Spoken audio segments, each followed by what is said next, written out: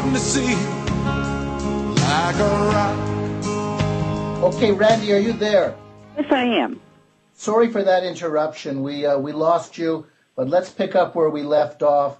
I think, what you're describing is sort of a covert takeover of the church by a network of homosexuals, Freemasons, communists. Do you think this was a deliberate takeover? You must be familiar with what Bella Dodd said about how the communists infiltrated over 1,000 recruits into the Catholic Church in the 30s.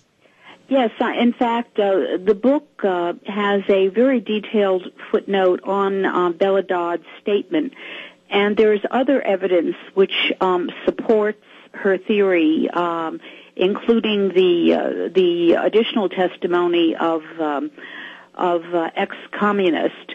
However, given all these outside influences, as I said, Freemasons, the communist infiltration, the other side of that, the flip side of that, is that there existed within the church itself homosexuals in the religious life and in the diocesan priesthood who formed extensive networks. Essentially, this colonization process, which is described in detail in the Rite of Sodomy, and by the way, that's spelled R-I-T-E of sodomy, and the documents show that it was in the religious orders, the Dominicans, the Jesuits, that the homosexual network gained its strongest foothold, and then the diocesan priesthood and the diocesan priests were drawn into the network. That network was operative as early as the late 1950s and early 1960s. Since then, it has expanded until today. We have not only a vast network of homosexual priests and religious, we also have major dioceses headed by homosexual cardinals and bishops. And in my book, I name names because there's no use in describing a network without giving concrete examples. And so I name among the earliest homosexuals the late Cardinal Spellman of New York, the late Cardinal O'Connell of Boston, the late Cardinal Wright of Worcester and the Diocese of Pittsburgh, and on and on. These were among the first and second generations of homosexual hierarchy. And as I said in the introduction, we are now on our third intergenerational level of homosexual cardinals and bishops. Okay, now what is? Could you define or elaborate on the damage that this cabal is doing to the church? First of all, obviously, it's discrediting the church because of all the, sexual harassment and sexual assault charges that are being brought against the church, and that has done a great deal to discredit the church.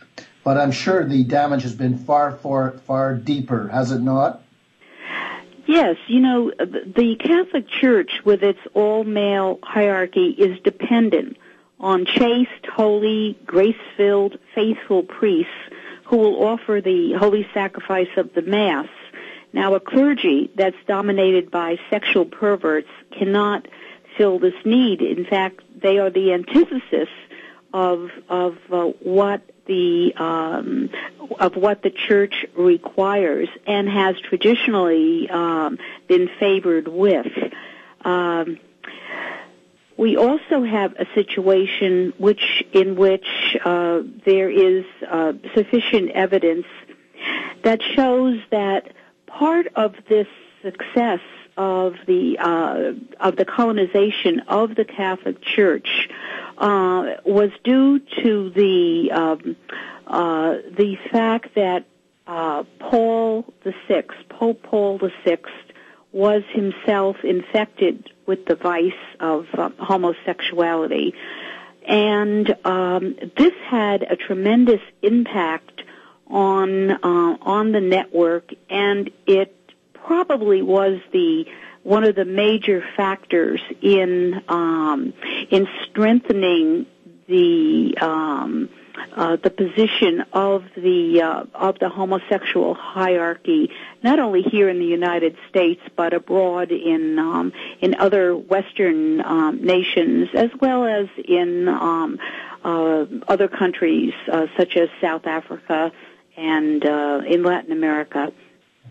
Well, the essence of a priest, someone who dedicates his life to God, is that he renounces worldly temptation.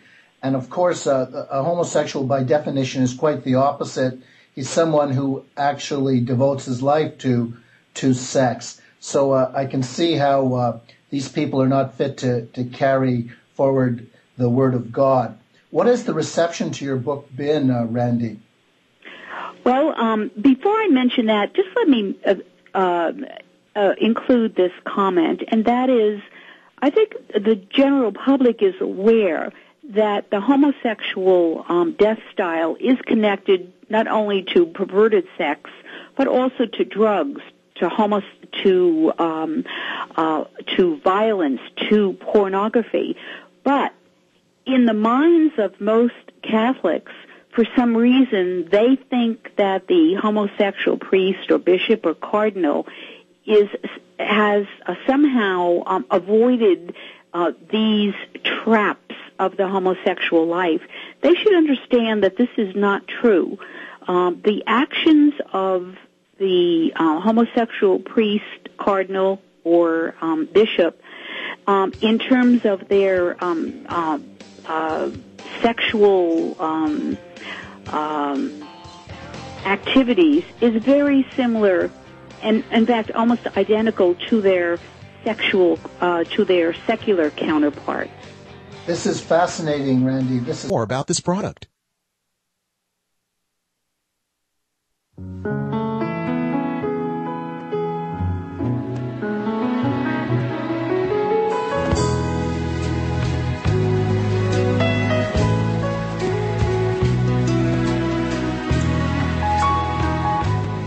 We're back with Randy Engel, author of The Rite of Sodomy.